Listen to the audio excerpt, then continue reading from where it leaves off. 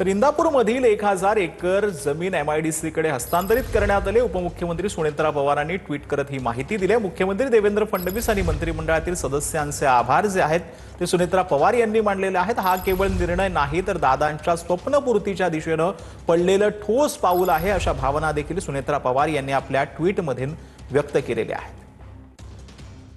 तर सुनेत्रा पवार यांनी आपल्या एक्स वरती काय ट्विट केलेलं आहे ते आपण पाहूयात। इंदापूरच्या मातीशी आणि इथल्या जनतेशी दादांचं नातं अतूट होतं, असं सुनेत्रा पवार यांनी म्हटलंय।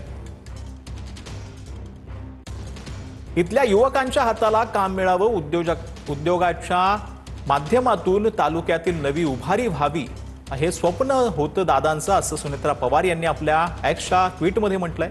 आज मंत्रिमंडळाच्या बैठकीमध्ये रत्नपुरी मळ्यातील जवळपास 1000 एकर जमीन एमआयडीसी कडे हस्तांतरित करण्याचा निर्णय घेण्यात आल्याचं सुनेत्रा पवारांनी म्हटलेलं आहे।